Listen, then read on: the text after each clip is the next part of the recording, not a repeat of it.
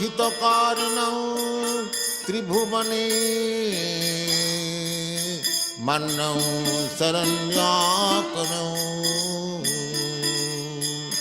nana shastra vicharanam kanikanam sat.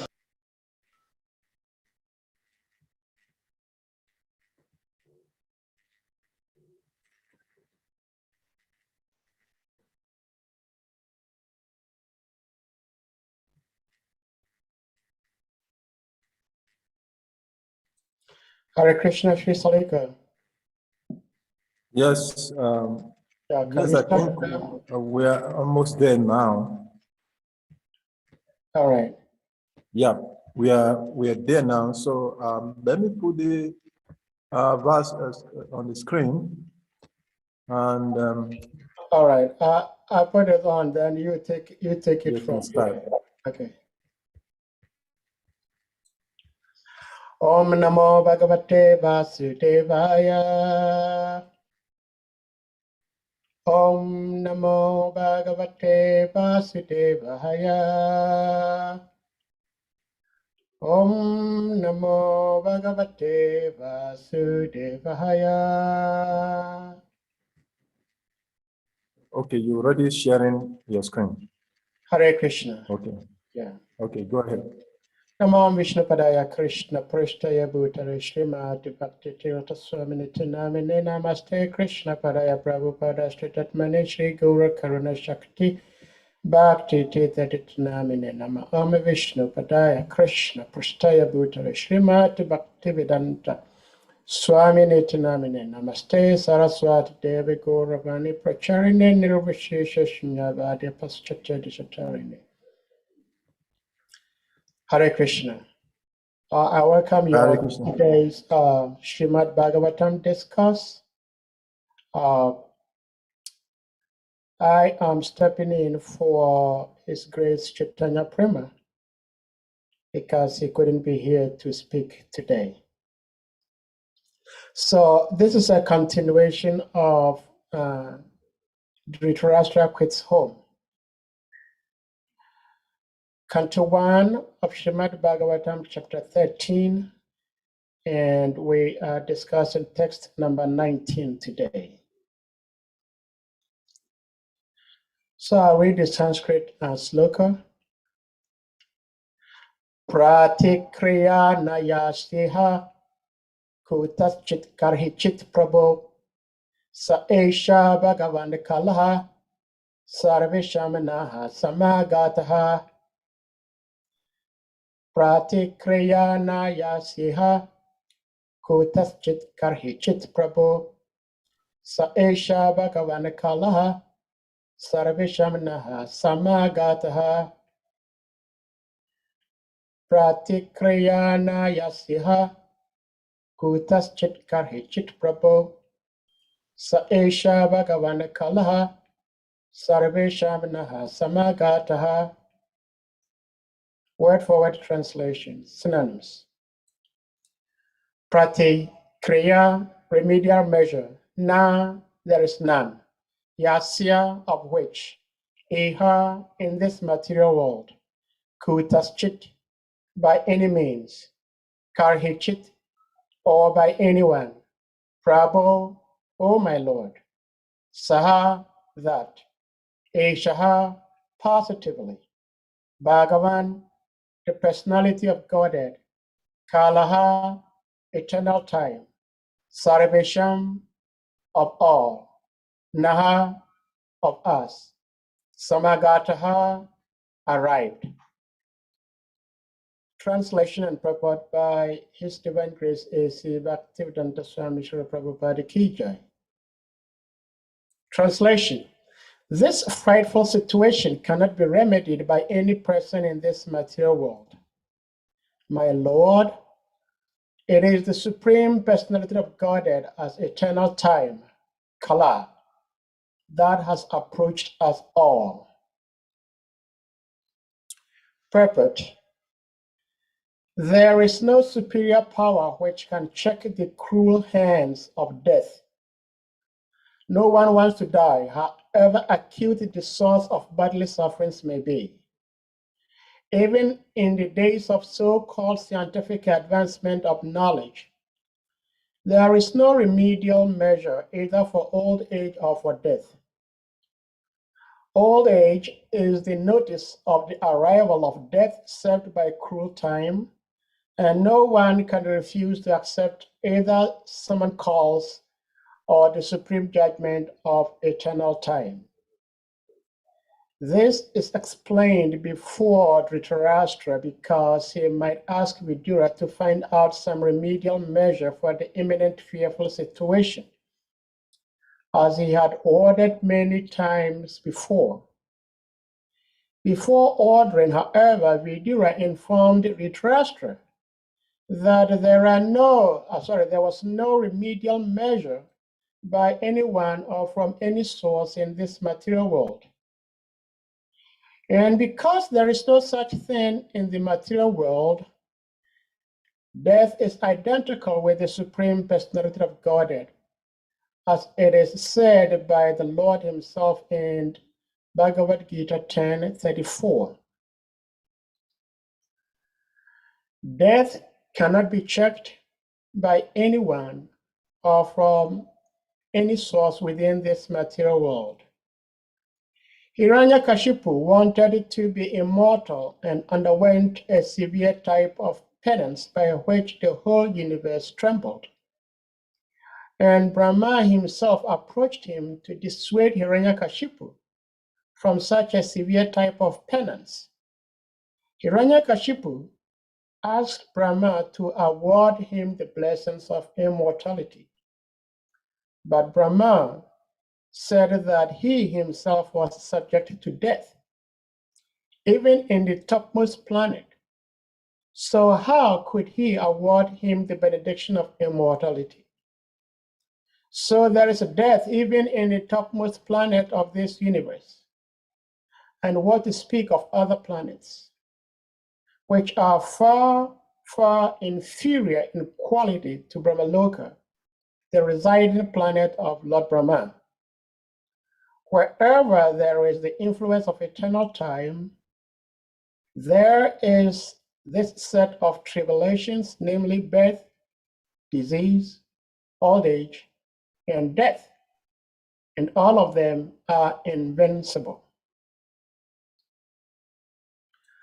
Om Ajnana Timirandasya Jnana Jnana Shalakaya Chakshur Onmilitam Yena Tasmai Shri Gurave Namaha. Shri Chaitanya Manobishtam Stapitam Yena Bhutale Swayam Rupa Katamayam Dadati Swapadantikam. Hey Krishna Karuna Sindhu Dinabanda Jagatpate Gopisha Gopika Kanta Radha Kanta Namostate. Tata Kanchana Gourangi Radha Vrindavaneshwari Vrishabhanusada Devi Pranamami Hare Priya Vancha Kalpataribhyas Chakripa Sindhubhya Evacha Patitanam Pavanebhyo Vaishnavibhyo Namo Namaha. Jaya Shri Krishna Chaitanya Prabhu Nityananda Shri Advaita Gadadhara Shri Vasadi Gaura Bhakta Vrinda.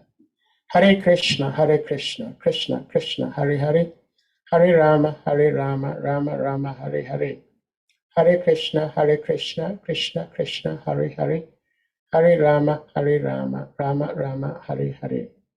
Hare Krishna, Krishna Krishna, Hare Hare, Hare Rama, Rama Rama, Hare Hare. Hare Krishna. So I welcome you to today's Srimad Bhagavatam discourse. It's taken from Canto 1, Chapter 13, text number 19. This frightful situation cannot be remedied by any person in this material world, my Lord. It is the Supreme Personality of God that has eternal time, Kala, and that has approached us all. Hare Krishna. So this verse talks about the reality of this material world. It is said that for one whom is been given birth to, death is also a sure thing to happen. And so all of us were born at some point in time And at some point in time, we're all going to die. There are different kinds of death. But this death we're talking about is the complete cessation of life in one's particular material body.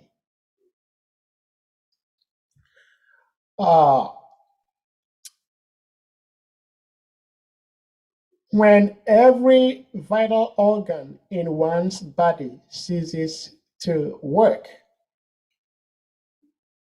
for some time, then the body is considered dead. And so in science, we say there are two beings. There are living beings and non-living beings. And one of the characteristics of a living being is that of growth. If something is a living being, that means that that being grows. Because we see insects, they grow, we see plants, they grow, we see birds, they grow, we see humans, we grow. And as such, we are considered living beings. Sand, mud, clay, they do not grow. And so we do not consider them as living beings. So when a person dies, that person is considered a dead body. Yet, even though the body is dead, but there is still some growth for some time.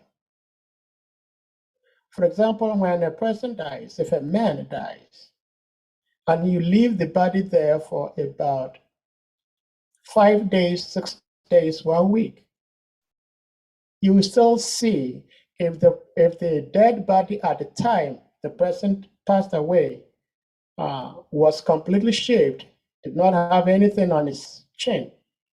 If you leave him there, if you leave the body there for some few days, you will see hair growing. So do we consider the body as dead or not dead? Because there is some growth. And by material science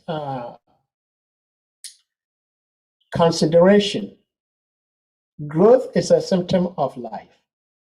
But here we understand that medically, this person has been pronounced dead, which means that all the vital organs have shut down. Yet, we see hair growing. We see fingernails growing. So yes, we see this growth taking place, but the fact is the person is dead. The person is dead because the consciousness, which is the individual soul, has left the body. And just as when you turn on your fan, whether it's a standing fan, table fan, or ceiling fan, you turn it on and then you switch it off. Even though you've switched it off, but you see the blade still turning for some time before it stops completely. So it is that when a body is considered dead because the life force, the living force, the consciousness has left the body, you may see some growth taking place in the sense of seeing the hair growing, the fingernails growing, but that body lying there is a dead body. It will not feel pain. So this death is what we are going to try to discuss today. The living force getting out of this body permanently. That's what we're going to discuss. The purpose of Hare Krishna movement is to train the practitioners the science of death, the art of dying, and how to be victorious in dying. And when one has been trained to know how to die, then that particular devotee also helps others to learn the art of dying.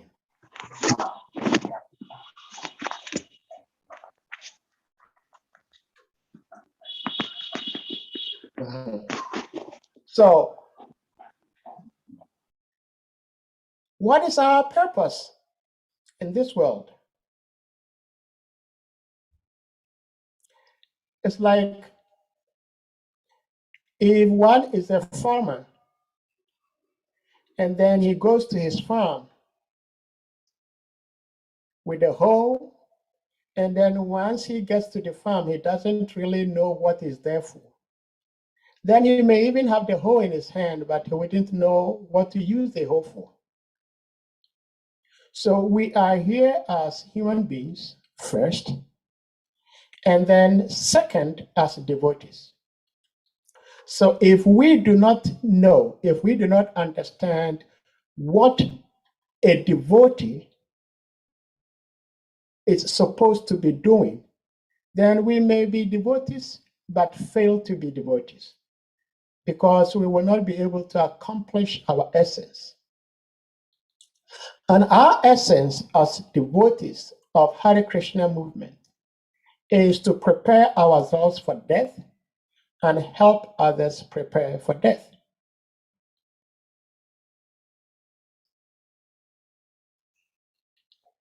In the purport, Srila Prabhupada was talking about how painful death is. Death is very, very painful. Death is the other end of life. Life is continuum. In other words, it's just like one line. And so the first or the beginning part is birth, and then the end is death. So in between birth and death is what we call life. So what we use our life for, that is the time between our birth and the time that we die, is what makes us, whether we are human beings, whether we are devotees, or we are just living our lives just like, excuse me to say, animals. Animals have just four propensities. They're busy, struggling what to eat, where to sleep, how to defend, how to mate.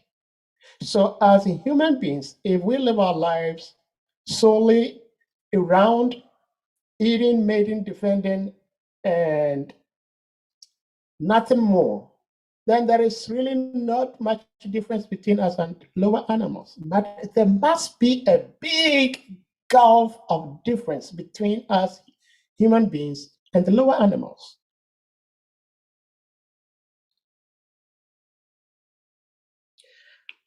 In the purport, Prabhupada was explaining that it's very painful. Death is very painful. Just as birth is very painful. That is why when a child is born, usually the child cries, because the child is going through so much pain, coming through such a very narrow canal to get out of the mother's womb, to get into this world. So there is so much pain going on in there. And when the child comes out, the child cries because there is so much pain. Similarly, when the soul is leaving the body, there is so much pain. In fact, it is said that the pain is so intense that the soul can no more tolerate. And so the soul has to leave the body.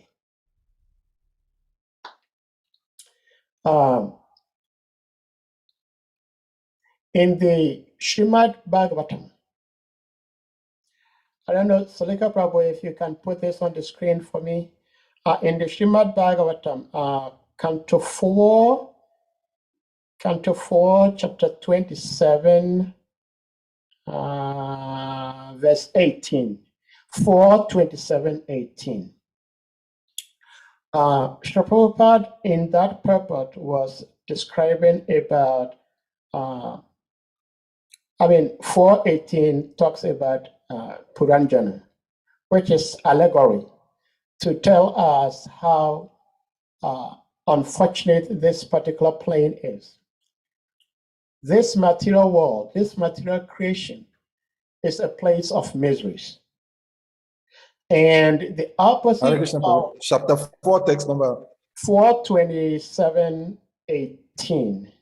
Yeah, 4:27:18. 4:27:18. Canto 4. Yeah, Canto 4, chapter 27, verse 18. Yeah, it describes chapter 23. Puranjana. So Srila Prabhupada was talking about some Number 18. yeah.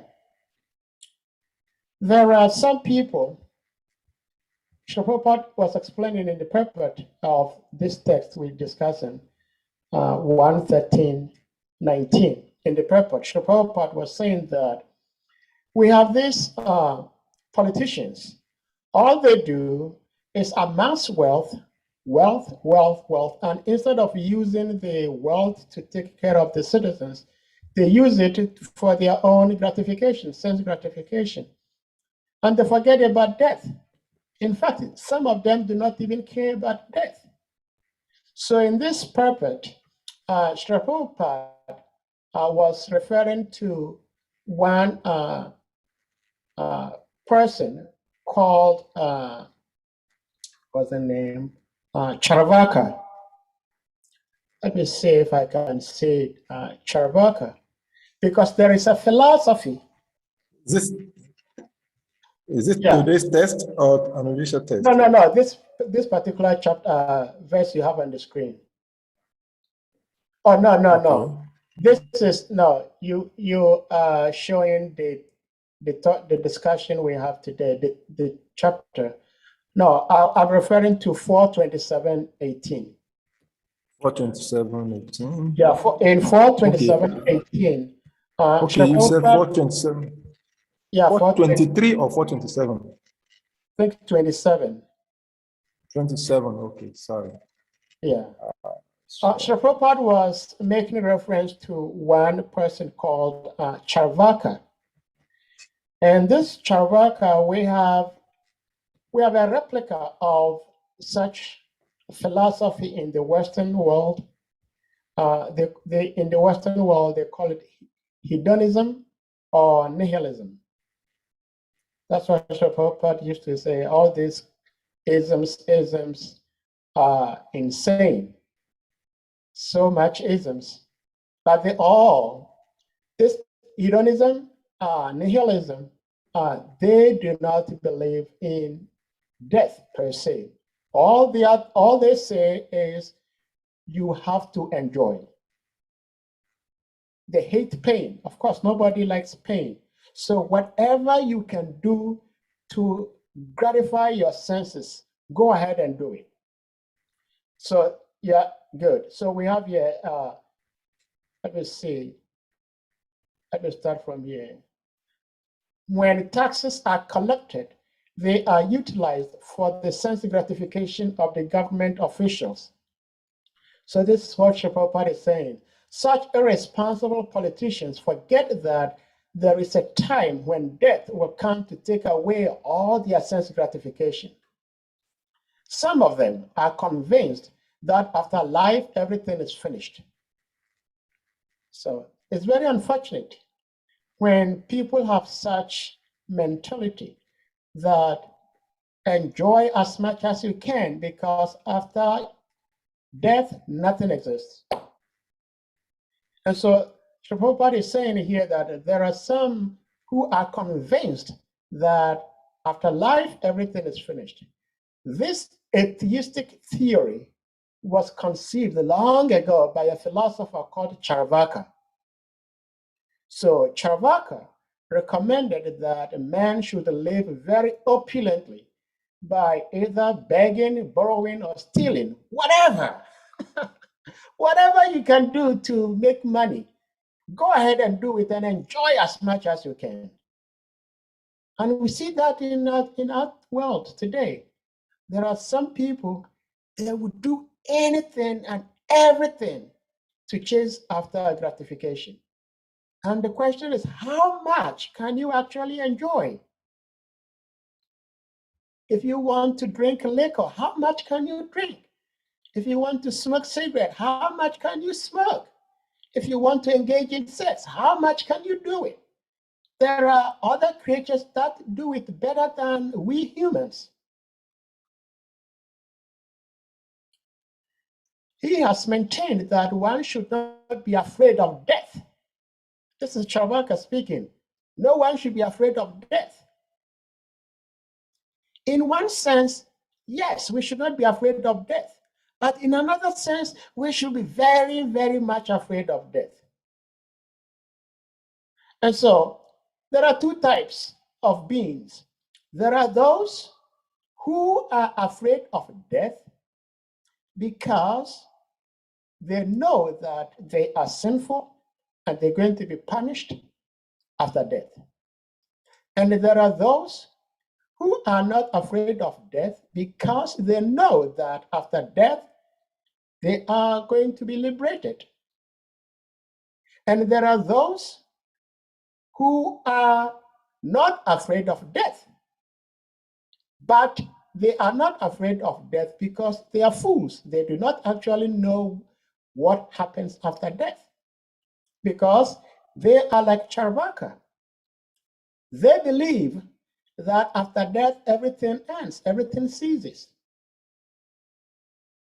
No. I was once saying I once attended a funeral. A friend of mine had lost his mom, so they were having a small funeral here. So he invited me and I attended, and I was very much surprised. I would say pleasantly surprised, because the Christian priest who was preaching was saying that if we do not believe in life after death, then it will be meaningless for us to say rest in peace. And that sounded really intelligent to me, because if we all believe that once we die, nothing else exists for us, we do not even exist, then why then do you tell such a person to rest in peace? If you're telling somebody to rest, it means that person is living. And so subconsciously, we have this knowledge, understanding that death is not the end of it all.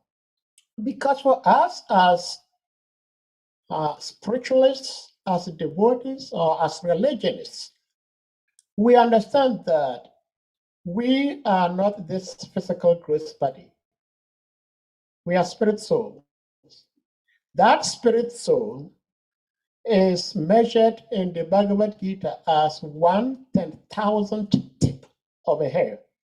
So you just pull one hair out of your head, your hair, and then you cut the tip of it, and then you cut that tip into 1,000 parts.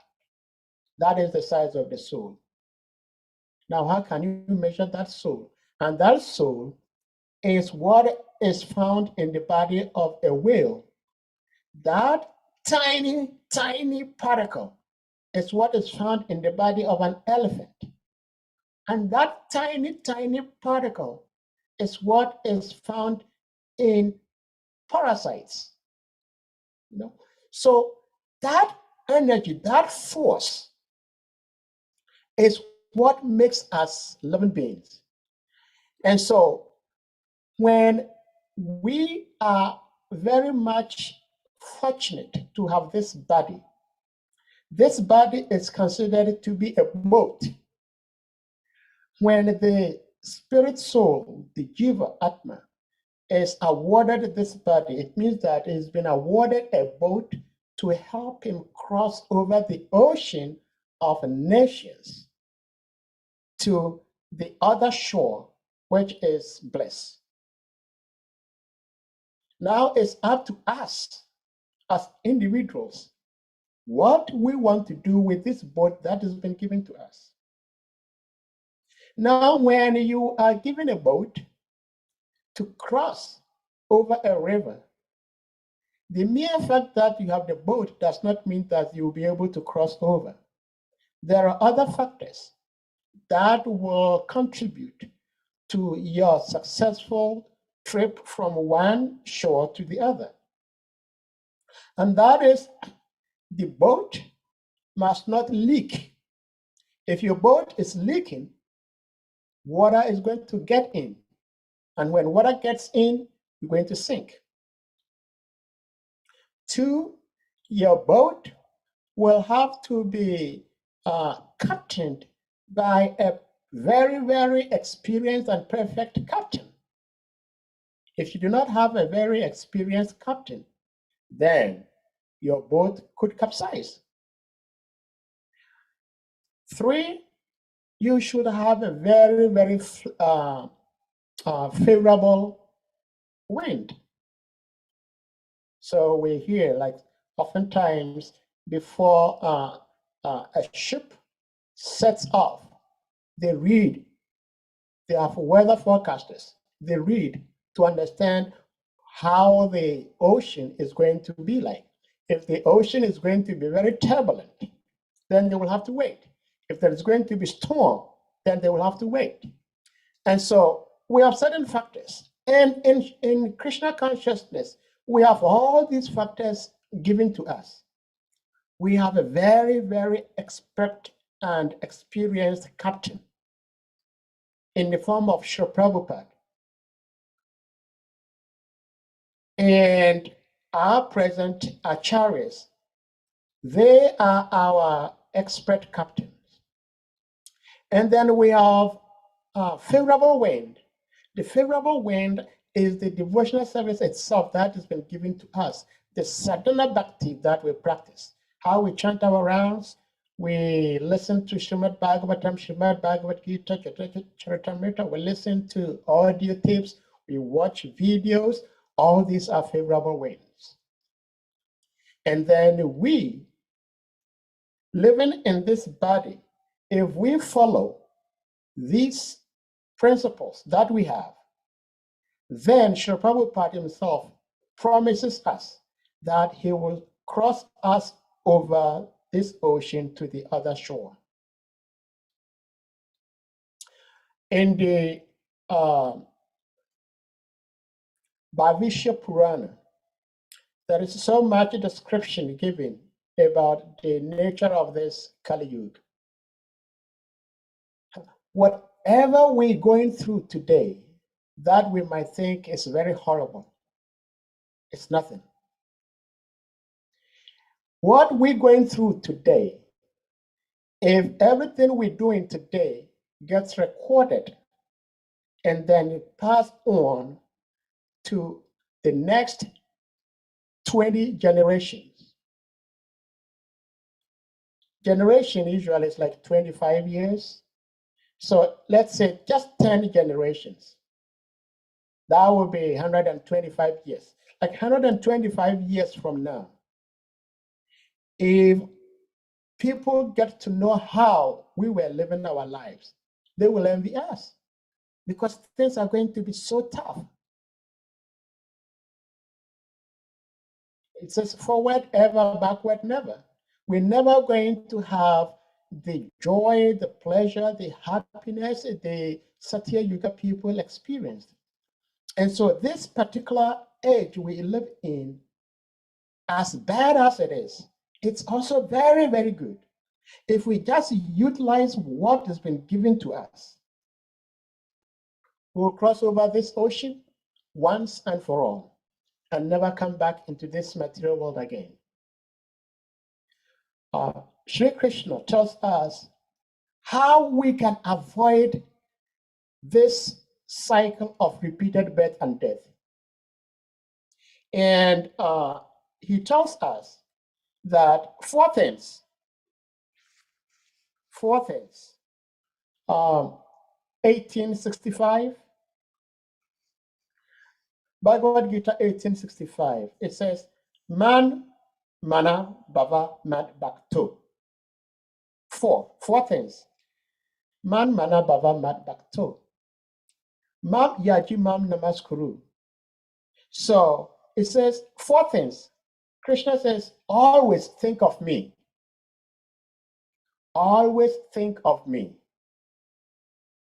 which is one of the 9 processes of Krishna consciousness. Remembrance. Always think of Krishna. 2, worship me.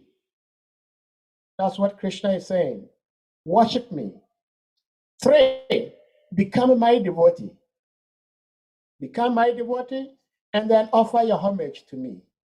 Simple things. If we do these 4 things, we're going to terminate the cycle of repeated birth and death. Thinking of Krishna all the time, devoting ourselves to Krishna, surrendering to Krishna, and then paying obeisances to Krishna. Simple things. Always think of me, become my devotee, worship me, and offer your homage unto me. Thus you will come to me without fail. I promise you this because you are my very dear friend. This is Krishna speaking. He says, I promise you this. You know somebody is serious when he says that I promise you this. So Krishna is very serious here. He says, I promise you this. If you do these 4 things, I promise you, at the end, you'll be with me. So that is what we need to do. When we become devotees and understand that devotional service helps prepare us, terminate the cycle of repeated birth and death. We appreciate that, we work towards that, but along the line, we lose this focus. We lose this focus that we are in this movement to end this repetition of birth and death. And we become so much distracted by unnecessary things like politics. You know, it's unfortunate that sometimes we play politics in devotional service. Srila Prabhupada was explaining in the purport how politicians amass so much wealth and they enjoy themselves. We try to play politics in devotional service, but we do not get any wealth, any riches from it. So why should we play it? Why do you play politics when you gain nothing positively from it? Or at least something to gratify your senses. You don't get it. You actually commit offenses. So why do we have to engage in politics in devotional service? No, we don't have to. But it's so fanciful that oftentimes we get carried away and we lose our central and main focus, that we want to end this cycle of birth and death. We have the boat, we have the expert captain, we have the favorable wind, yet we might miss the opportunity crossing over the shore to Vaikuntha, where there is no anxiety. There is something interesting I actually read. I said, wow, Srila Prabhupada was saying this.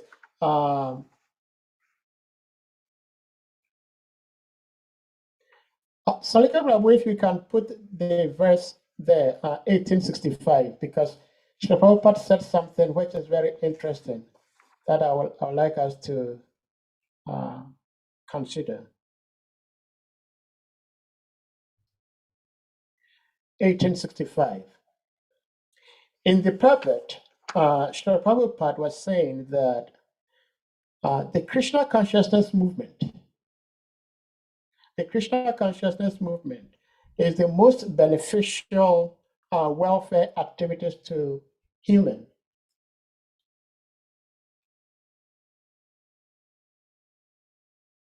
Where is it? Well, it says Krishna consciousness movement is the most beneficial welfare activities to the human society, because by awakening them to Krishna consciousness, they are saved from this danger of repetition of birth and death. So this is Krishna consciousness. Krishna consciousness is so beneficial that once we get ourselves in Hare Krishna, Prabhu. Did you say 1865? Yeah. This is 1865. Huh.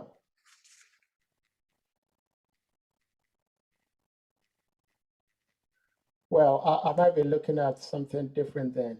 But Srila Prabhupada said that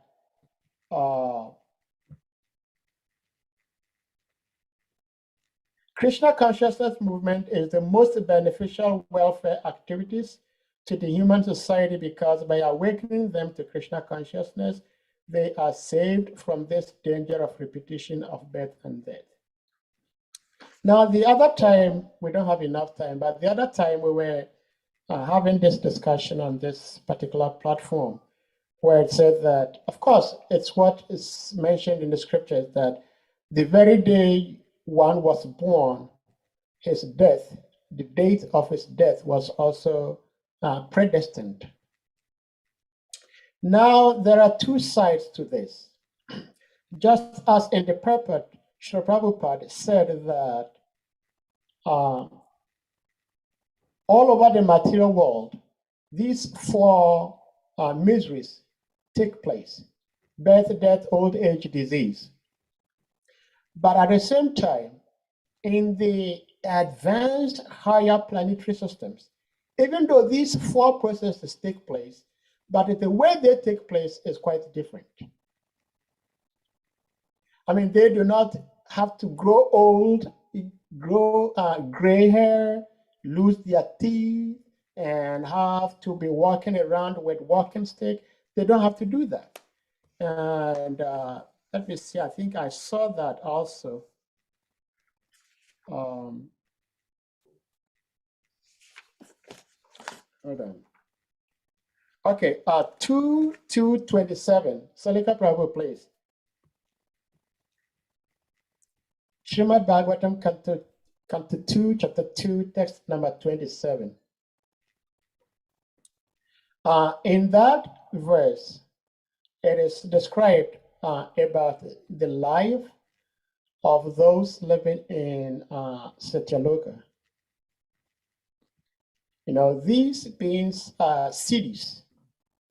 And so, even though it is within this material cosmos, but they do not go through these four miseries that we go through on earth exactly the same way.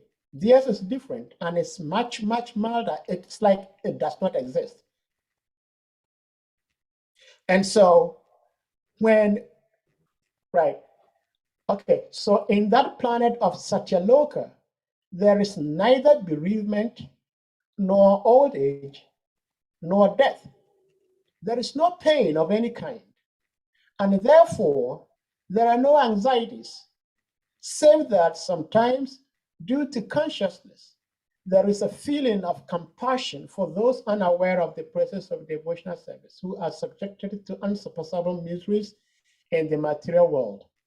So it's very interesting to know that even within this material cosmos, there is a certain part of this cosmos that these problems that we go through here are almost non-existent. Because even though old age is there, but it's not the way we go through here. See, it's not the way we go through here. So that tells us that in the abode of the Supreme Lord, the time factor is non-existent there.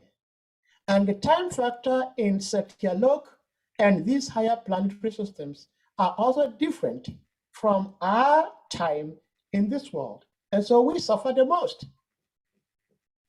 It's just like when you observe in nature, in particular, almost all creatures that have like very high rate of respiration have very short lifespan. Any creature that breathes so fast doesn't have long lifespan. For us as humans, we breathe between 12 to 20 beats per minute. There are some animals that breathe like 6 beats per minute. And there are some creatures that breathe like maybe 200 beats per minute. We understand from the scriptures that when Lord Krishna, in the form of Mahavishnu, when he breathes out, creation exists. When he breathes in, creation disappears. And his breathing out is the complete lifespan of Lord Brahma. And the complete lifespan of Lord Brahma is in trillions of years.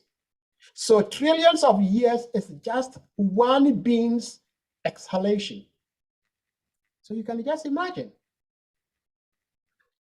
So our purpose as devotees is to end this cycle of birth and death. And death, like I said, is very, very painful. There is one last verse, I'm looking at the time, one last verse, Salika Prabhu, I would like you to put on the screen for us.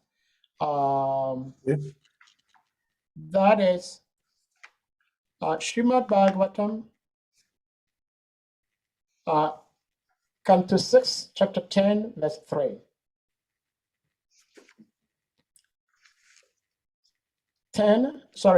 6, 10, 3.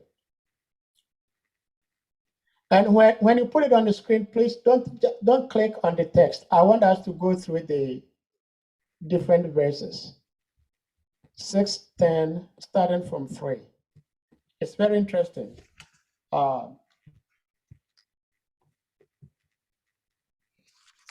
This talks about Dadichi.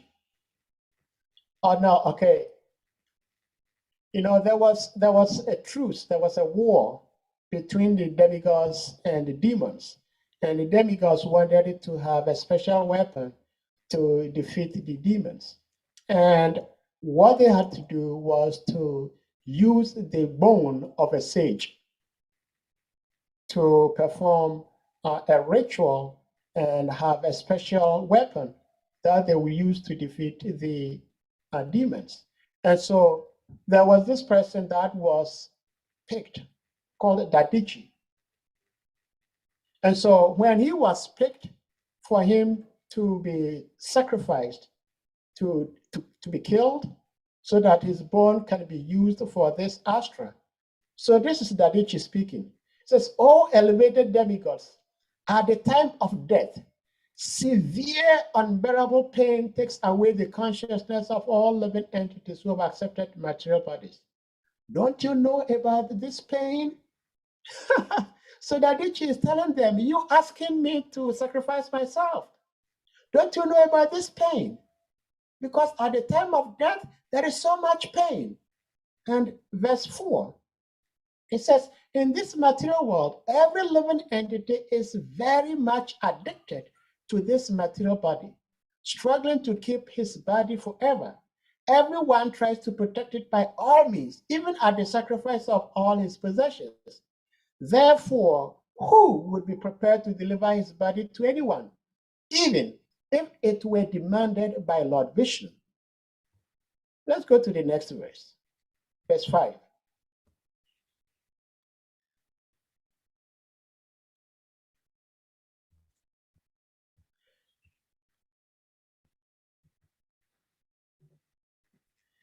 The demigods replied, "O exalted Brahmin, pious persons like you, whose activities are praiseworthy, are very kind and affectionate to people in general.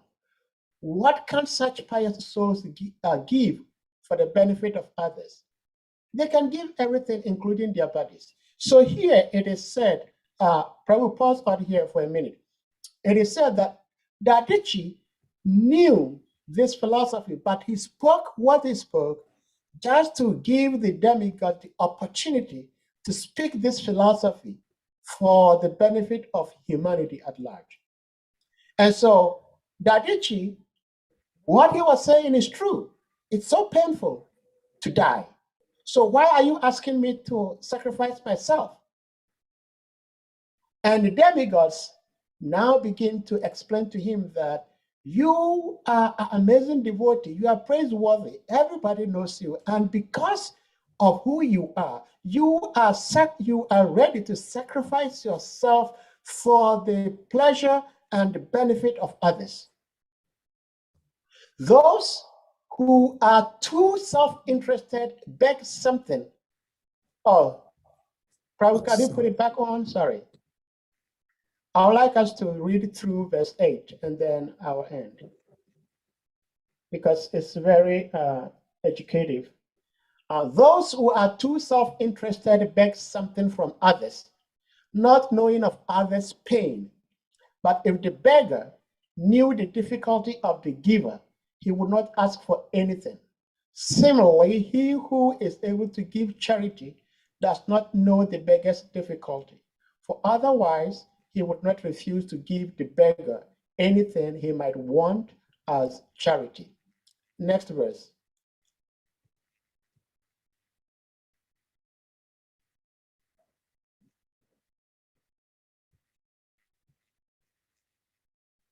Okay. The great sage Dadichi said, just to hear from you about the religious principles, I refuse to offer my body at your request. Now, although my body is extremely dear to me, I must give it up for your better purposes, since I know that it will leave me today or tomorrow. Let's go to the next. That will be the last one. So Dadichi is saying that he said what he said just to give them the opportunity to enlighten us on these religious principles. So, O demigods, one who has no compassion for humanity in its suffering and does not sacrifice his impermanent body for the higher causes of religious principles or eternal glory is certainly pitied even by the immovable beings. So this is where I want to end on. As devotees, we have to learn how to die to live. We should sacrifice ourselves to help humanity at large. I'm not trying to say that we should give ourselves to be killed.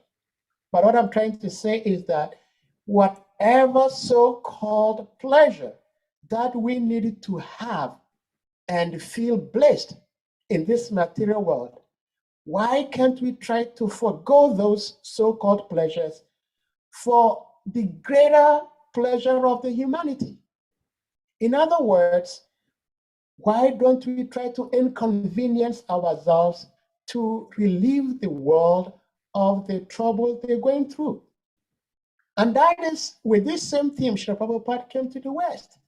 This same pity that Srila Prabhupada had and still has for humanity made him come to the West to start this movement, to save souls.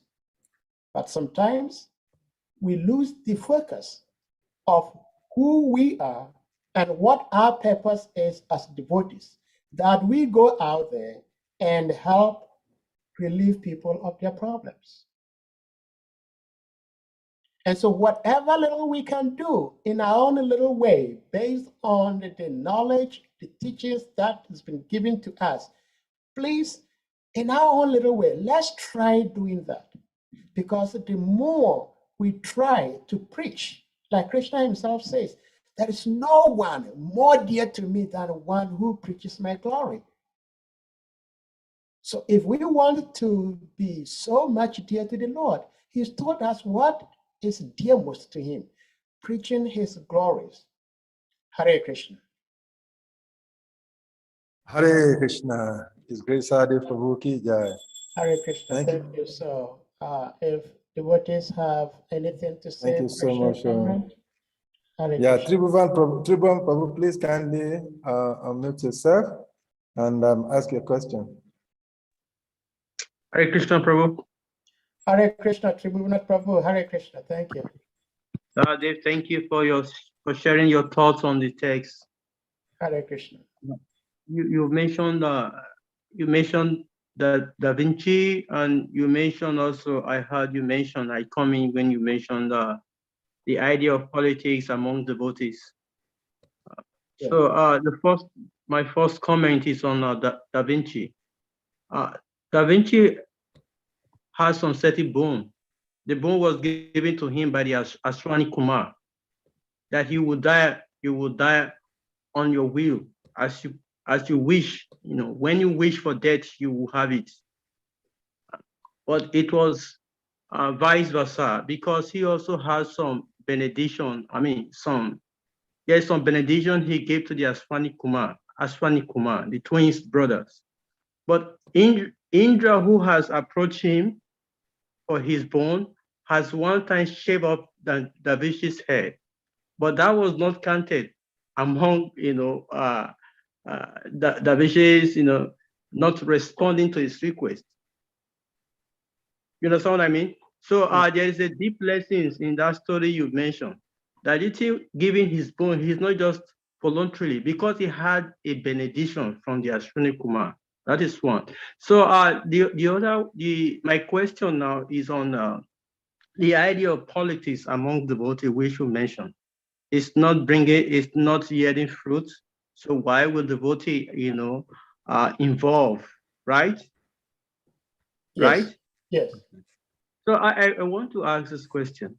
Is Lord Krishna really a politician, or is not a politician? Lord Krishna. Is he a politician?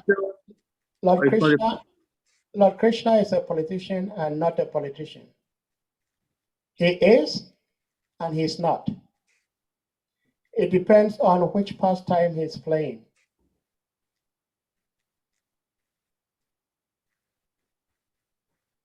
So that means that devotees also, they are not politicians. They can be politicians at the same time they are not politicians. Yes. Yes. It depends on which domain you find yourself in a particular time. When I say devotees sometimes like display politics, I'm not in any way trying to say politics is evil. Politics is a necessity in human society. But if you are a teacher, you do not go to the hospital to operate on any particular patient, because that is not your field. That is not what you do. So if one is a devotee, he is not a politician, because you're wearing the cap of preaching. You are not wearing the cap of administering a society. You are not an administrator. Now, if you hold a position like managerial position in Krishna consciousness, you can manage whatever you are interested in without being political.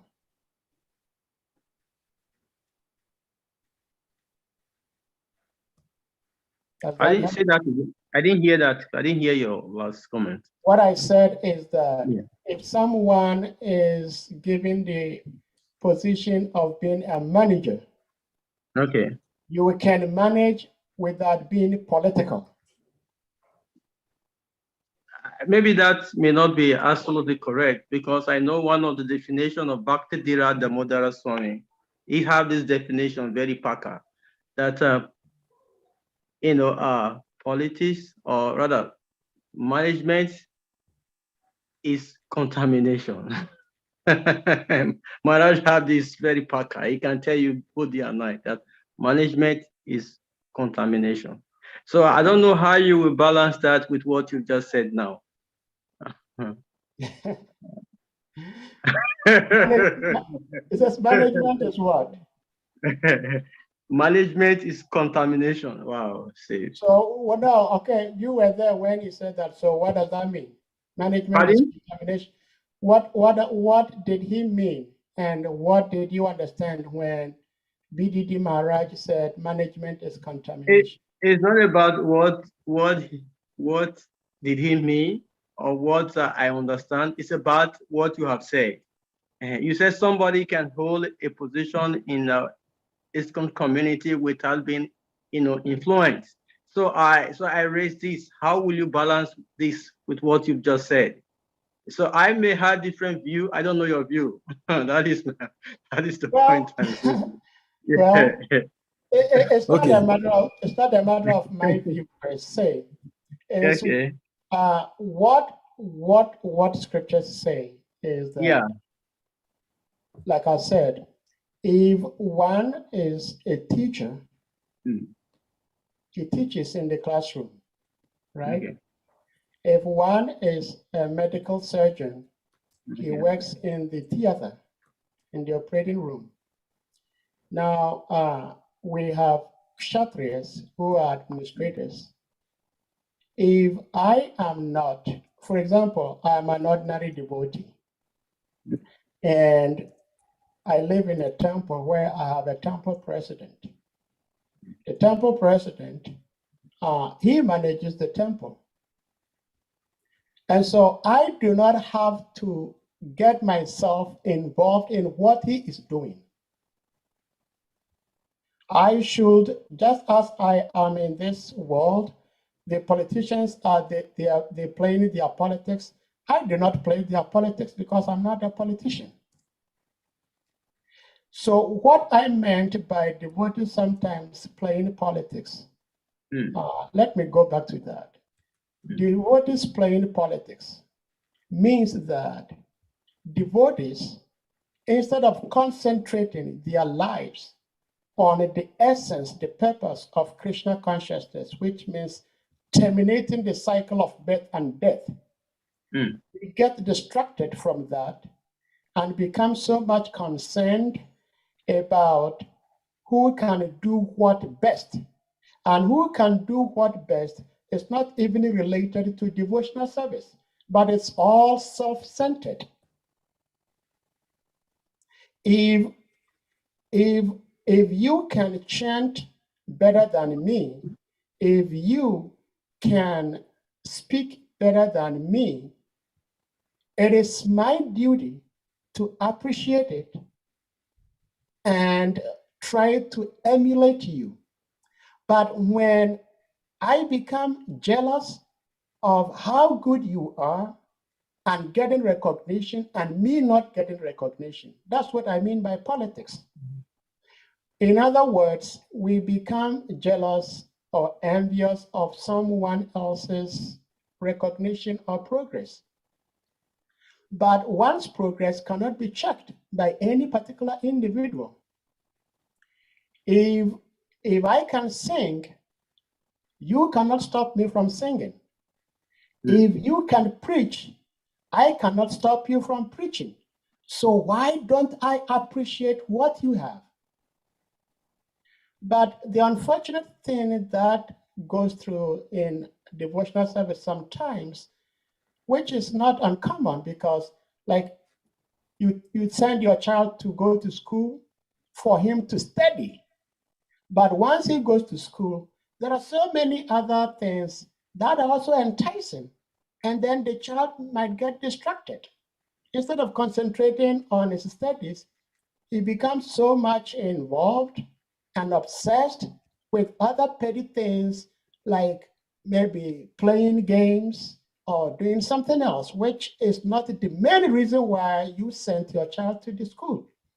And so we are in this movement primarily to end the cycle of birth and death. But when we lose focus on that, then there are other flowery things surrounding that that can catch us, and then we lose focus on why we are here. Because I was born alone. and I'm going to die alone. When I'm dying, even my own relatives who live with me, they can't do anything. They can't save me. As soon as I leave this body, whatever goes on in my journey, it's just me and me alone. So knowing this, why should I forget this important essence of my being and become so much involved in other things like who should be the temple president? Why this is the temple president and not that person? It doesn't help. So your question was Krishna a politician? Krishna was a politician, yes. And in some other words, he wasn't a politician. Srila Prabhupada managed,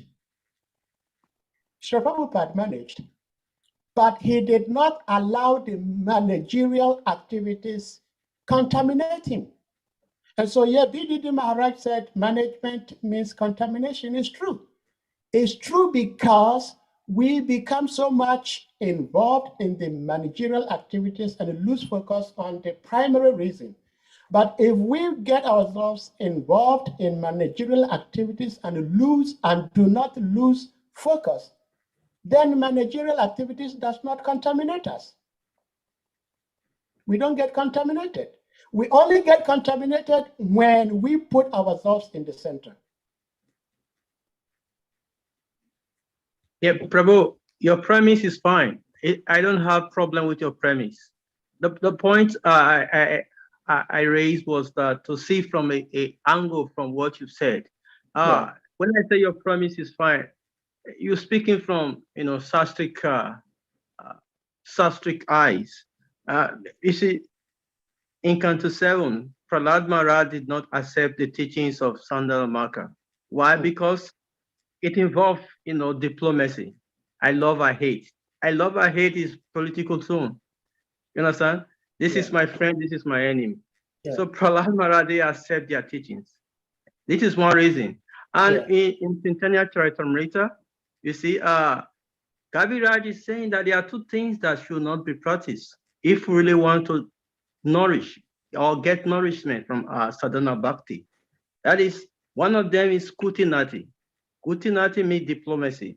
So if we say we want to really be Krishna Bhakta or a practitioner of spiritual life, and we are also carrying along with us the idea of kutinati, then it will not all go well.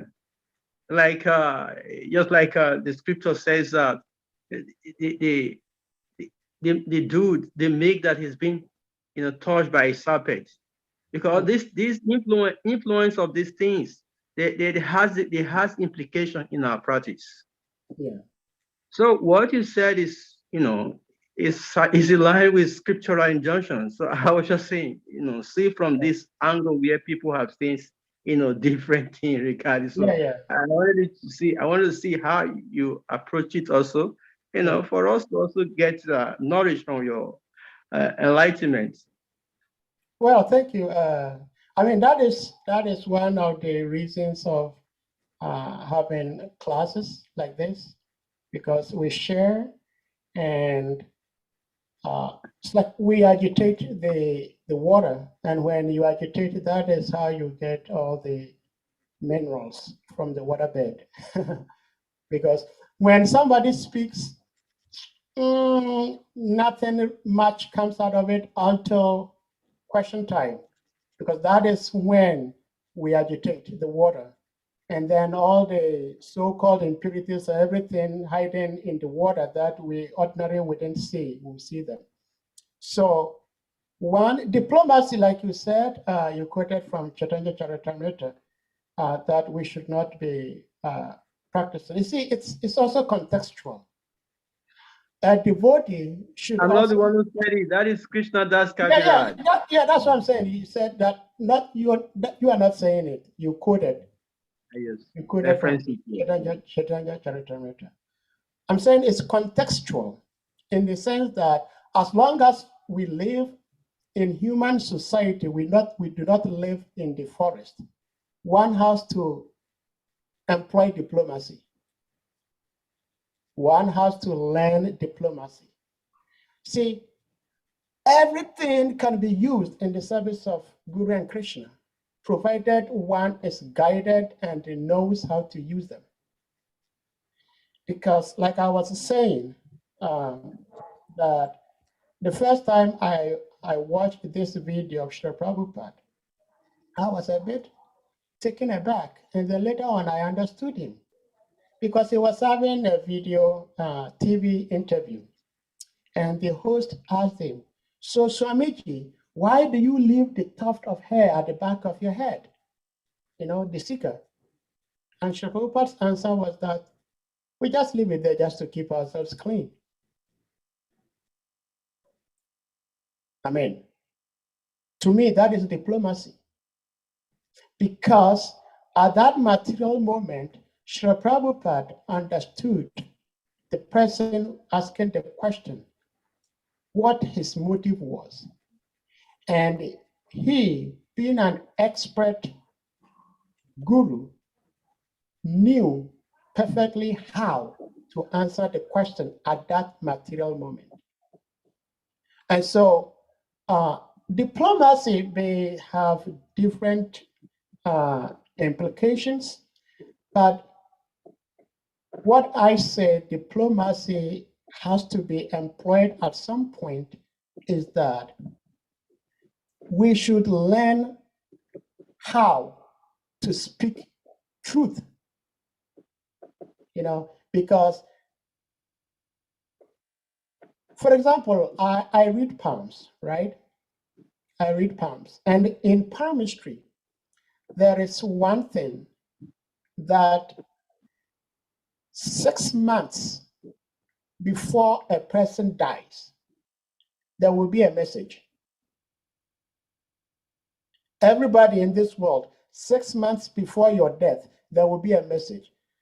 Except somebody doesn't know how to read, but one who knows how to read.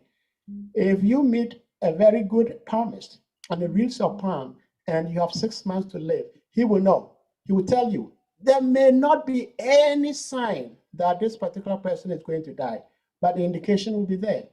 Now, the person reading the palm will have to understand the person sitting in front of him, what that person can contain and what that person cannot contain. And so when you reading the person, understand that this person cannot contain this shock, then you do not tell him. Because by you telling him that you have just 6 months to die, it's going to speed up his death, and instead of dying in 6 months, might die in 4 or 3 months. So that is diplomacy. And that diplomacy comes about with proper intelligence and love. And so the other diplomacy where Kaviraj is speaking against is using diplomacy to have something for one's own self-aggrandizement. That is abhorred. That is condemned. But using diplomacy to make something positive happen is always expected and welcomed. And that is why it's very important that when we read the scriptures, we have our acharyas, we have senior devotees, advanced devotees. We cannot understand the scriptures in the first place. So when we read something that is really not so clear to us, then we ask. But we understand that everything can be used in Krishna's service, provided we know how to employ them, provided we know how to use them. Yeah, Prabhu, Prabhu, just like you this last comment you made, you know, I don't appreciate it when people say it, just like somebody said it in Krishna Balana Hall yesterday. I don't appreciate when somebody say we cannot understand. How do you mean we cannot understand? Srila Prabhupada give us, you know, translation and purport, and the acharyas are there. What is the use saying that we cannot understand? If me, I don't participate in what I don't understand. Just like I don't know your duty. If somebody tell you don't understand what you are doing, I don't know how you feel because that word is not very paka. So we have so many commentaries and we have Srila Prabhupada's purport, and yet people say we cannot understand. What is the meaning of that? We cannot understand. Why will you involve in something you cannot understand? And it looks like dogma, you know. So I don't think it's a good word. Anyway, you said so many hold things. on. I said we cannot understand because on our own we cannot. I do not know about you, but generally speaking, as devotees, on our own we cannot understand anything, nothing. And if one thinks on his own he can understand something, that is just a false ego. No one. As far as I understand from the scriptures, I'm saying I understand from the scriptures because I did not understand, and I now understand it by the mercy and the guidance of my guru and senior devotees. Otherwise, on my own, there is no way I could have understood anything. And whatever little understanding I have is based on guru and devotee mercy.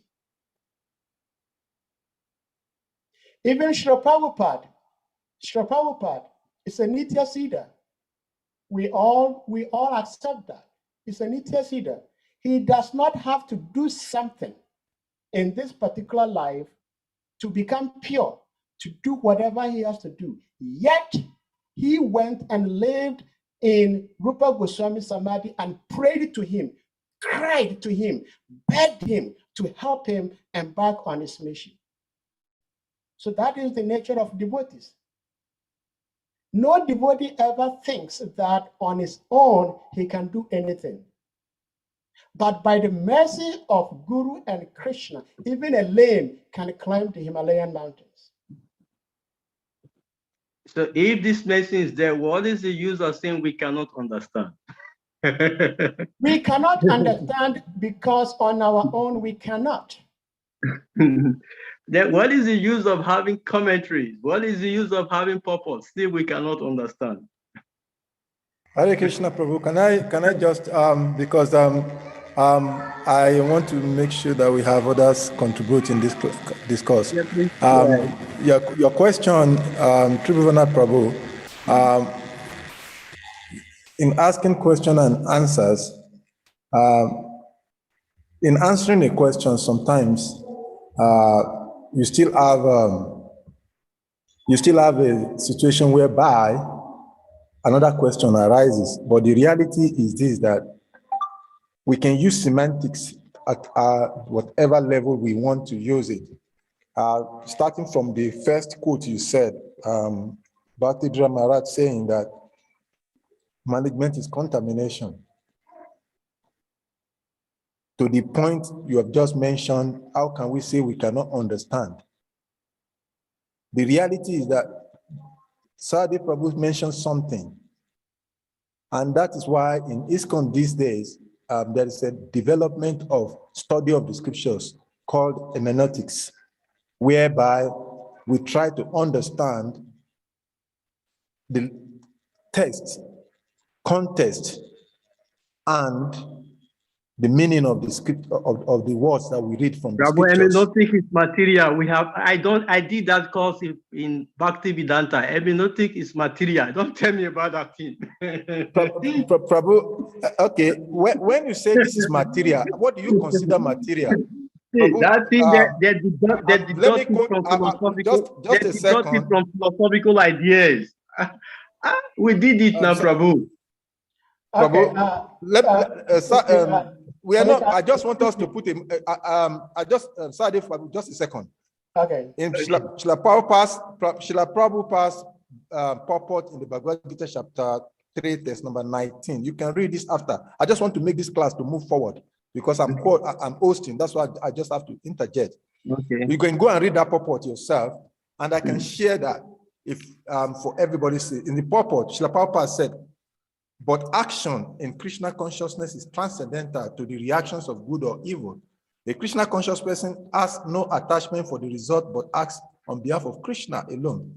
In other words, what is being said there is that the motives behind our action is what really matters, not the actions, not the speech, not the particular activities. And that is the summary of all activities.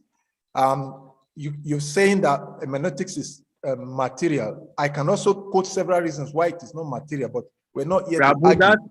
I just want us to move forward. It's okay, Prabhu. It is being distorted from Western philosophical ideas.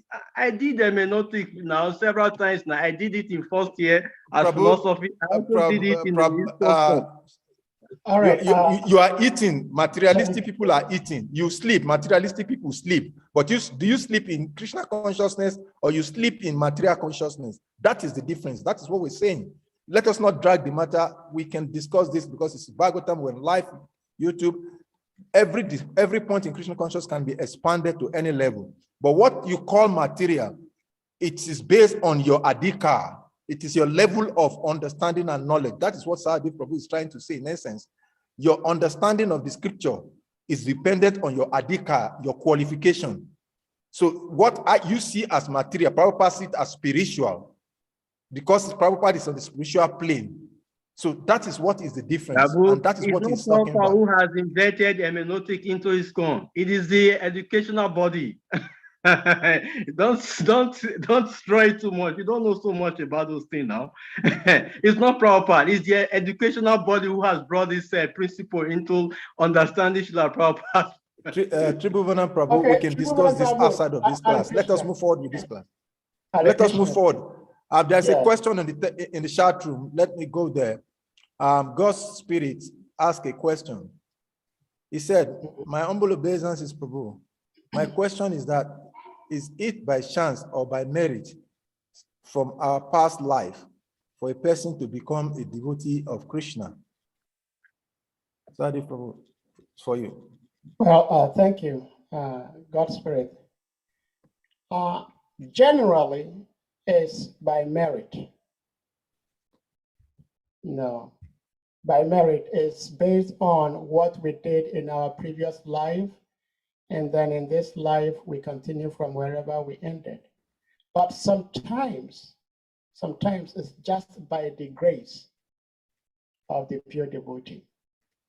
Because recently somebody posted one beautiful exchange that His Holiness Jayapataka Maharaj shared. Because Srila Prabhupada had said to the devotees that when one performs some good religious activities, then he is blessed to have devotional service. So this devotee who was sitting next to Srila Prabhupada asked Srila Prabhupada a question. He says, Srila Prabhupada, this is what you say, that when we do something good, then material nature somehow arranges for us to have devotional service. But I look at myself and I study myself. I had never done anything good, at least in this lifetime. I had never done anything good in my life for me to have devotional service. So according to Jayapataka Maharaj, he said, Srila Prabhupada turned to him and he said, yes, you are right. I have given it to you.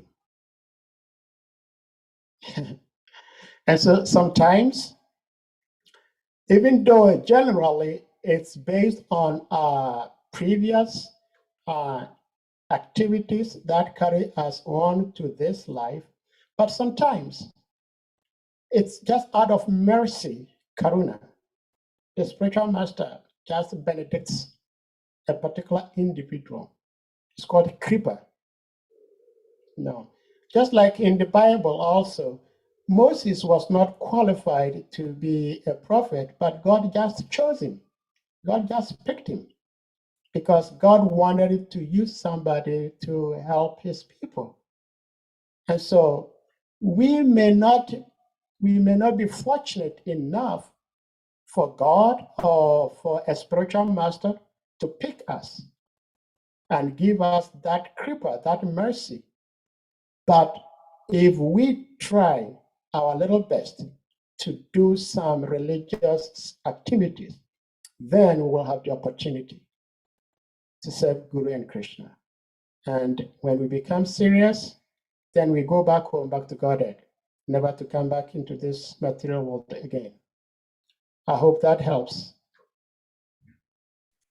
God's Spirit, is that okay? God's Spirit. Okay. Okay, God's Spirit. Okay. Okay. Next question is from Anandini Dhanam Prabhu. And I didn't need a number. Okay. His question is asking in the chat room, is saying, whatever we have materially can be engaged in spiritual, or the question is not completed. Maybe he can unmute himself and complete that question. But what he wrote is, whatever we have materially can be engaged in spirituality or not. I think. Yeah. Okay. Yeah. Hare Krishna, Prabhu. Yeah. Regarding to Prabhu's question as to whatever you are saying is material. But so long as it's being engaged in devotional service, I think it can be spiritual. That's what I mean by okay. that. Hare Krishna. Thank you. Well, I'm speaking into this microphone. It's material. Yes. But is it material now? No, I'm speaking spiritual things. So it's been spiritualized. And Prabhupada has said it many times. So whatever we call material is material only when it's not connected to Krishna. Exactly, Prabhu. Because that's what I mean. Everything in this world is material. Even the deities on the altar, they are material. But are they material? They're not. Because Krishna is in there. So material simply means that which is disconnected from Krishna.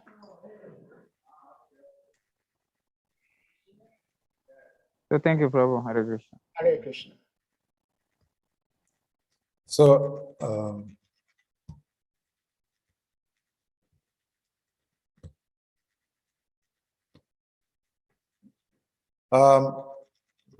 so if any other person has questions, you can indicate by raising his hands, and we'll allow that. But in the meantime, Professor SAHADEVA, thank you for the class. I have a question in relation to the text that we're reading today. In the purport of the text that we're reading, the Prabhupada said there is no superior power which can be checked, which can check the cruel hands of death. Yeah. There is no superior power which can check the cruel hands of death. And yes, we have had so many stories. But yet sometimes also we say that devotees, death has no power over the devotees, even though the material body, they live this external body or material body. The devotees have overcome death. That people say, use that language. So how do you relate it with this statement? Well, thank you. Yeah, Prabhupada says that because when Prabhupada uses the phrase, there is no superior power, he is referring to those without any Krishna consciousness, like practicing medicine, practicing voodoo, or practicing occultism, or anything else. You cannot. But once one connects or aligns himself with Krishna, then everything becomes possible. So when Krishna says, when Srila Prabhupada says there is no superior power within this material world that can stop the cruel hands of death, that's what he means. Because we may do this, we may do that, we may do this, we may do that. And that is why he was explaining that in this modern age, there is so much advancement. Who has ever been able to check old age? Especially in the West here, there is so much advertisements on reducing your age by 10. There are certain creams, certain things you use. You look at yourself in the mirror, you look 10 years younger than your actual age. Nobody wants to grow old. You know? Women are using silicone to make their breast solid. They don't want their breast to be floppy. In other words, we do not want to grow old, but who has been able to check that? We cannot do that. With all our advancement, who has been able to check death? Who has been able to stop death? It's impossible. Actually, this morning I was listening to one Christian music, and in that music, the lyrics was saying that there are some people who do not believe in the existence of God. There are some people who think that the world was not created. Big Bang Theory. When you die, and you find yourself on the other side, and you realize that God exists, then you begin to ask yourself, what did I do? Why did I miss this opportunity? But it will be too late. It will be too late. And so, apart from Krishna, nobody can give us any help. Whatever help we get from any being other than Krishna is only temporary. I mean, as living beings, we can offer help. But how long does that help go? It's only very short-lived. But when Krishna decides to help, it's eternal. It's forever. And so we do not have to depend on anybody for eternal liberation or eternal peace.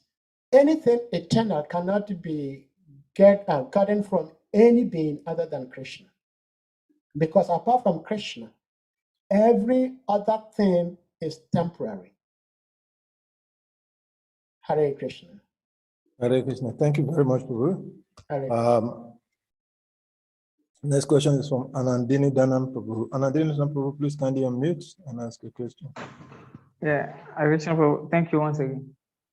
Prabhu, I would like to know, you see, for one to be born in the heavenly planet, one has to die here on the material earth. And I learned that when one gets to the heavenly planet and his time or his credit is exhausted, he has to come back here to the material world. So for those who are in the heavenly planet, taking birth here, do they also die in the heavenly planet before taking birth here on the material earth that we are living on? I hope you got my question. Yeah, I got your question. Okay, Prabhu. Thank you. I think that is stated somewhere in Bhagavad Gita. I think 641 or 642. Prapya Punya Krita Rajan. That when one goes to the spiritual world, in the heavenly planets, and exhausts his life, he comes back into this world and is either born into an aristocratic family or into a family of religious practitioners, Brahminical family. Now, I do not know much about that, but the little I understand is that in the heavenly planets, though they die, but their death is not like ours. It's like they just disappear. They disappear into thin air, we would say, and then they take birth in a particular person's womb. And then when they come here, they live just like we live. Now, if the particular being from the heavenly planets come into this world without being born, then usually they go back. They do not die. They don't, because the body they came here with was not gotten from earth, and so they don't have to live it here. So we see how we have so many stories in the Srimad Bhagavatam where denizens from the heavenly planets, they come into this Earth planet to even play sports, and then they go back in their heavenly bodies. In fact, I had said this story before. There is a story. It's like a secret story in Kita, Ghana. There is one town in Ghana called Kita. But there was this person who had a farm, and from time to time he would realize that some of his crops had been harvested, and he had vegetables. So like maybe black beauty, garden eggs, tomatoes. He will go to his farm and find some of his vegetables picked and not picked by him. So he decided to hide it to figure out who is this being who's been coming in to pick my vegetables. And then he saw UFOs. He saw like an airplane descending, and he saw beings. And these beings are like monkeys. They are like Hanuman type. And so actually, they still have that family, because as they were going back, one of them remained. He couldn't join them early enough. It appears like, oh, this is a superstition. No, it's real. They're still there. As the generation grows, the tail starts reducing. So it's reduced, but they still have the tail. So these beings, once they come into this material Earth planet, not through birth, they go back without dying, the way we know death in this world. But once they assume human body through birth, then they have to die just like we all do. That's what I understand about how these beings in the heavenly planets enter into this earth plane. Two ways. Either they come here for sport in their angelic bodies, or they come here through birth. It's just like we humans also. We die, we drop this body, and then we go wherever we have to go based on our karma. But there are others also who can use this same body to travel to other planets. And because they use this body to travel to other planets, they come back with this same body. They don't drop that body there. They come back here. See, there are so many intricacies in this material world that we are not very much concerned about them, because they do not ultimately help us end the repetition of birth and death. So Srila Prabhupada, in his amazing wisdom, just gave us what we need to end this cycle of repetition of birth and death. And that is what we all want to. We do not want to have anything else in this material world, because this material world is a place of miseries. Everybody in this world, no matter who you are, you're miserable, you're suffering. But there are others who are suffering, and they love suffering because they do not know any better. They do not know any better place other than here. And the other second group that are suffering and they enjoy the suffering is because they love Krishna and they enjoy suffering for Krishna. Just as if you have a boyfriend, you have a girlfriend, you go through so much pain to do something for your lover, but because of the love you have for your lover, regardless of whatever pain, trouble you go through, you still cherish it. And so if there is love for Krishna, then whatever pain, whatever inconvenience we go through, we still appreciate it. Thank you. We have Srimad Prabhu, Hare Krishna Prabhuji, please. Yeah.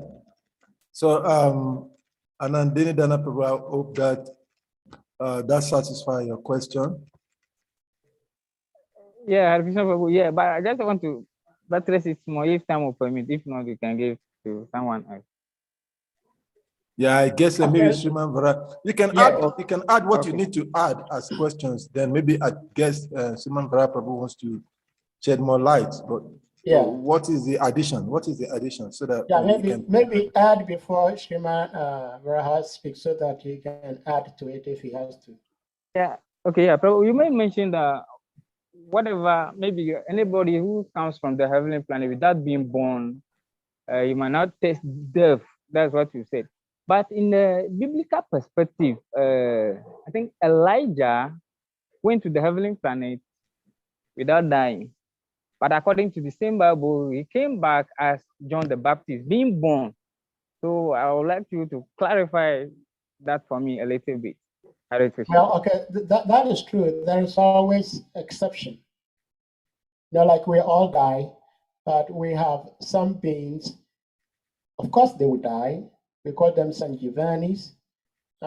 They are given the opportunity to live in this human body. If someone is not a devotee and you tell somebody that there is somebody living, he's been living for 5,000 years, a human being living for 5,000 years, 7,000 years, he will say you're crazy.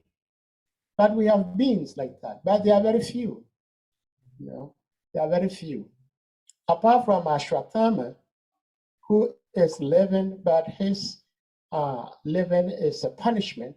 He has very, very excruciating sore all over his body, and he's living. He wants to die. He's so ugly that even death doesn't want to have anything to do with him. So death says, I have nothing to do with you. You want to die? No, you won't have me. But there are others like Hanuman, Ramtime. That's so many thousands of years ago. He's still living as a human. Those are rare cases. So like in the case of Elijah, who went to heaven with his gross body, just like Yudhishthira. Maharaj Yudhishthira also went to heaven with his physical body. But it's always the rare situation. In general situations, you have to drop the body and then you go back. I hope that helps. Srimad Vara Prabhu, you may add. Yes. Hare Krishna. Hare Krishna Prabhu. Jai Haribol. Hare Hare Krishna. Krishna. Hare Krishna. Hare Krishna. Hare Krishna. Make a way where there seems to be. Wow. That's a wonderful song, the background. Yeah. Don't mind me. No, I love that. I love that song. Okay, thank you, Prabhu. Hare Krishna. The nice discussion going on. I just want to contribute to God's Spirit's question. Okay, good. His question about whether it's by chance we become Merit, devotee or by merit. Yeah. So, of course, you'd already answered the merit aspect or the kripa by mercy. Yeah. Yes, by mercy, and also sometimes by merit when people have the chance to be born into saintly family because of the level they've attained in their past. But over and above all, to become a devotee is by choice. It is by choice. And that is the only way we can, the best way we can use our choice, our free will. Surrender it to Krishna. People are born into saintly family by merit, but they did not choose to become devotee. Yeah.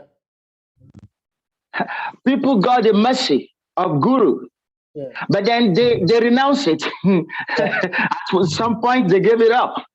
Yeah. So, in fact, to become a devotee, it is daily choice.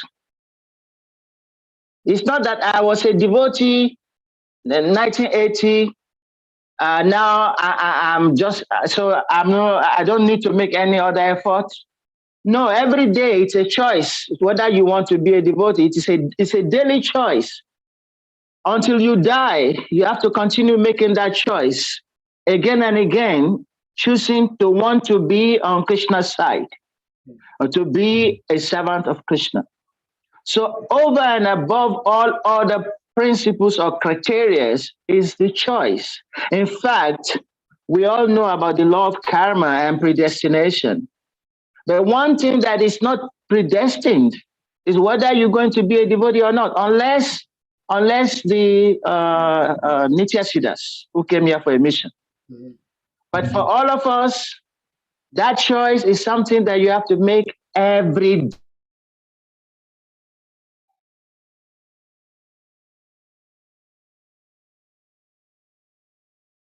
Oh, I think we lost his audio. Me?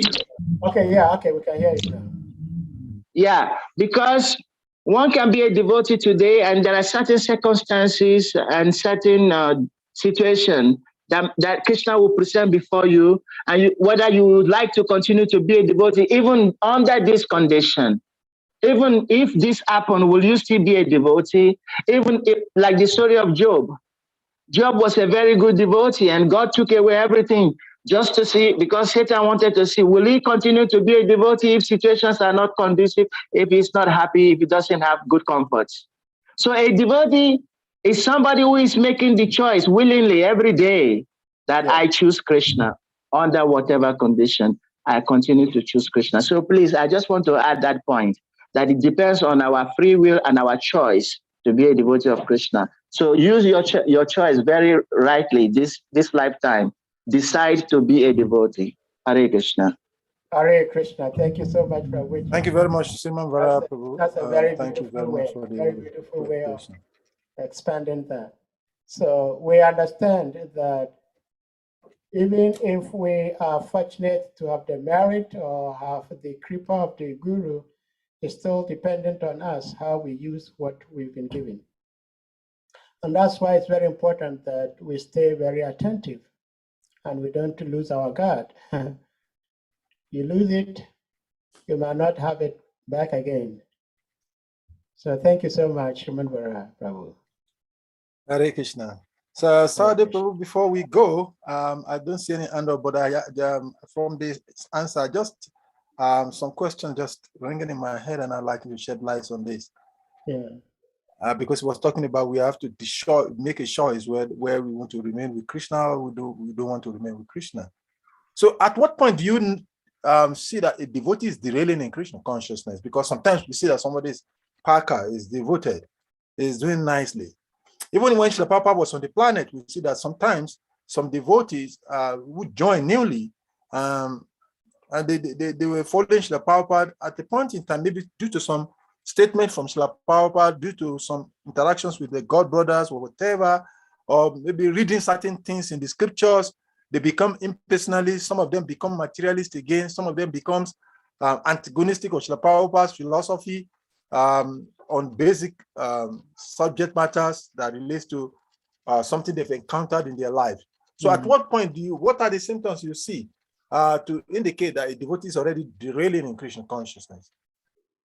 Well, thank you. This is a very important question because it's something we all need to know so that we can assess ourselves whether we are in the right place or we are slowly, gradually falling out of place.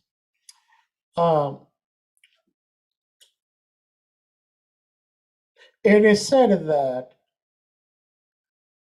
like when a man and a woman come together, they come together because there is some love between the two, generally, except some few cases where people get together and from the very beginning they had some ulterior motive to hurt the other person.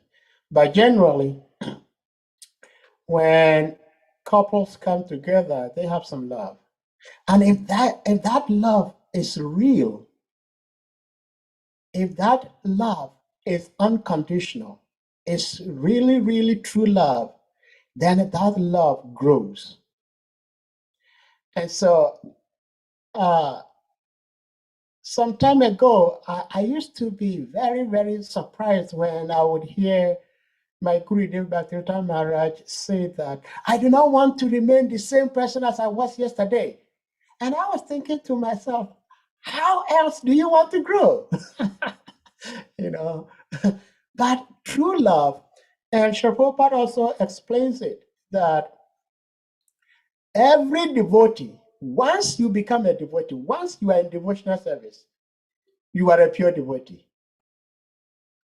Anybody in devotional service and Krishna consciousness is a pure devotee. That being in devotional service is like being in the ocean. There is no end. So there is no end to pure devotee. So when we remain in devotional service and still have the enthusiasm we have in devotional service to perform our service to Guru and Krishna, when we see devotees, how happy we become. All these things, when we see these things dwindling, when we see a devotee, when we hear of a devotee, we become so angry. We do not even want to hear a devotee's name. We do not want to see him. We do not want to see him progress. That is a sign that we're derailing.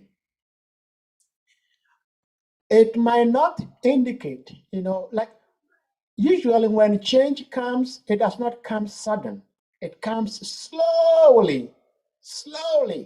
So it starts like being inimical, like being disrespectful. That, oh yeah, I do not need you. Without you, I can still move on. Well, maybe yes, but generally, no. Because, like I was saying earlier on, a devotee is so humble to the point that he sincerely believes that on his own, he cannot do anything. He needs the mercy of the devotees. Because we understand that Krishna himself says that one who considers himself my devotee is actually not my devotee. My real devotee is... Sorry.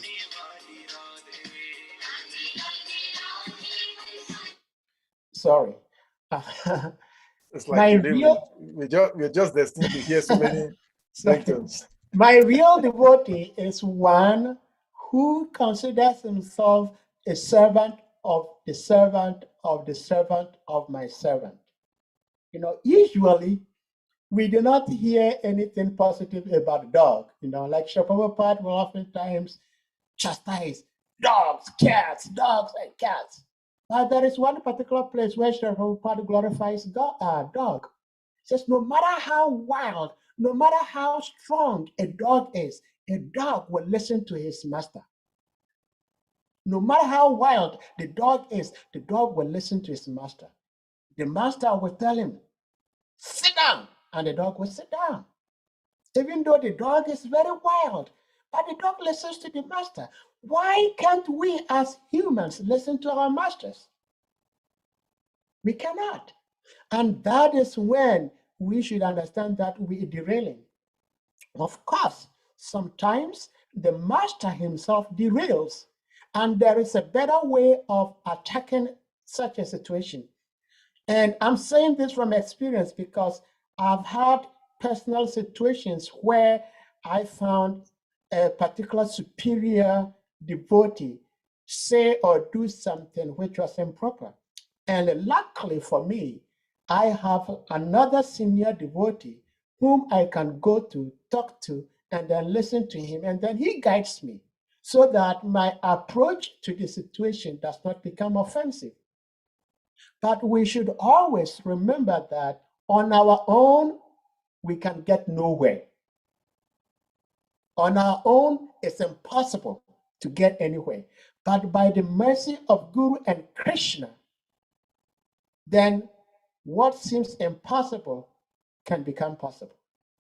When we start losing enthusiasm, that is a sign that we're derailing. I think Srimad Prabhu has something else to add to it. Sri Salika Prabhu. Thank you very much. Srimad Prabhu, please, you can unmute yourself. Hare Krishna, Hare Krishna. That question is a very important question for all of us. Very. And yes. I'm taking it from where Sahadeva Prabhu just finished. When we start losing enthusiasm, but for what? For what? That's where I was coming from. I wanted to add that one start derailing from devotional service or from bhakti when it stops taking shelter from the process of hearing, chanting, remembering.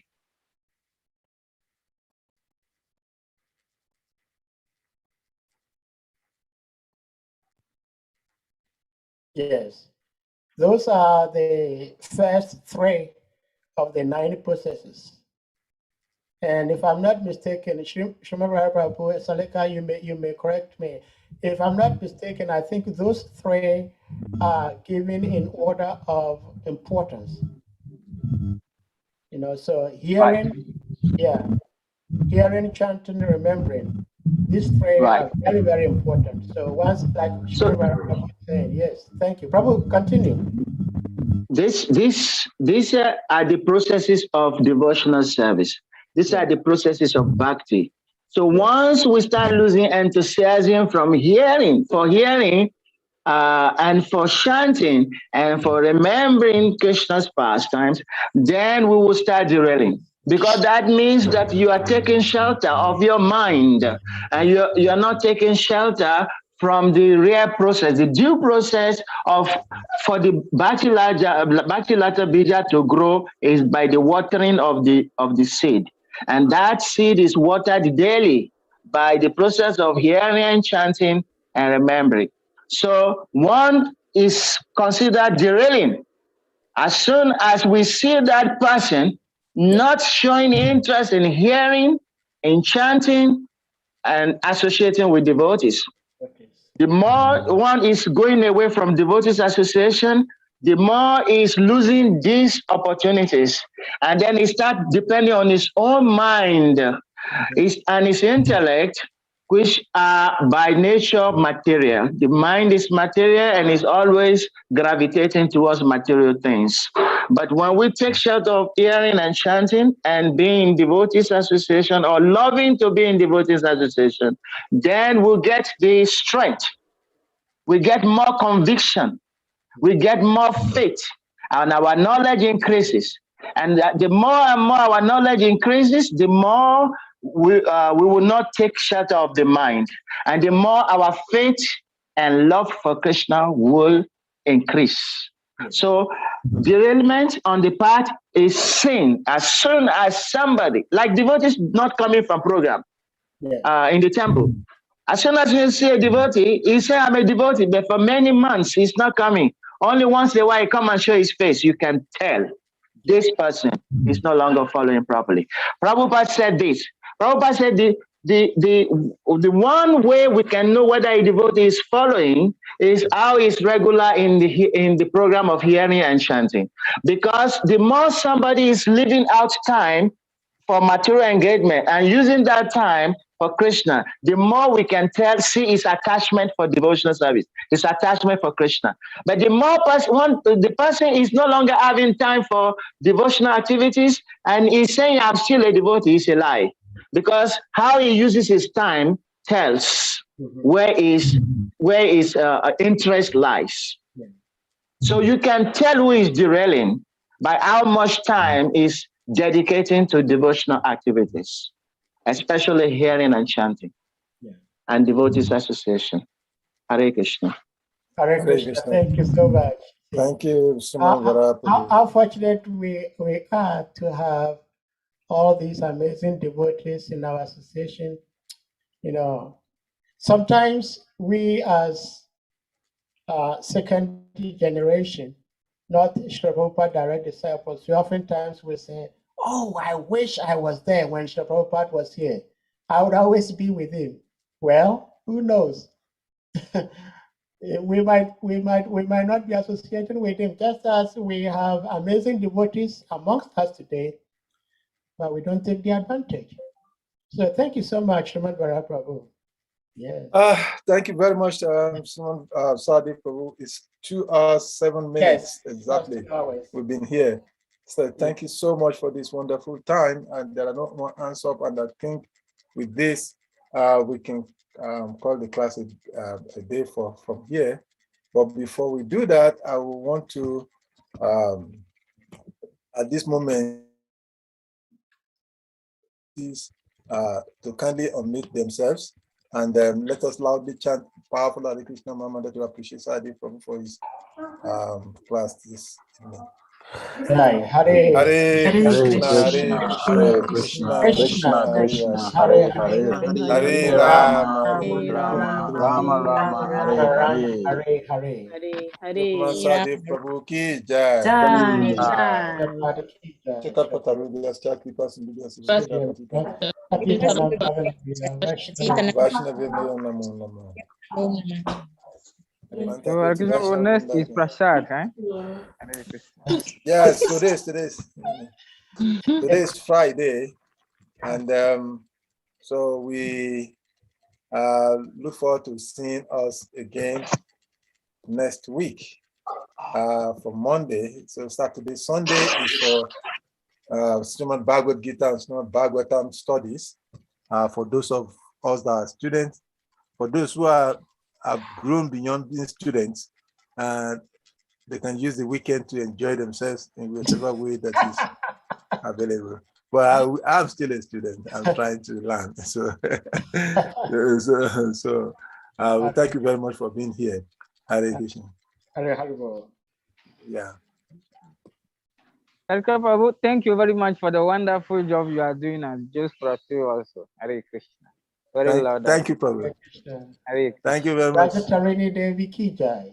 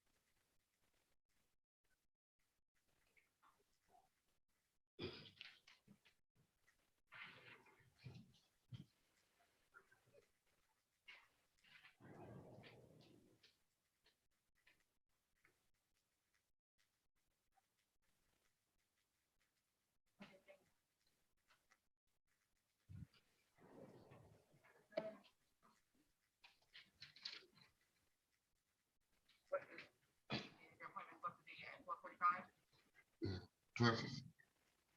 She asked me to come at 12:15. What's the first name? Kojo, KW, ADW, What's your date of birth? 03/11/63.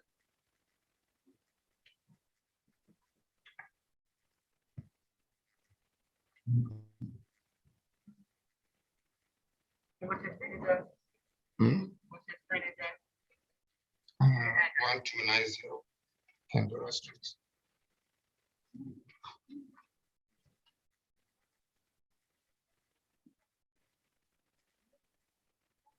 All right, I guess you checked in, but your payment is not until 12:45.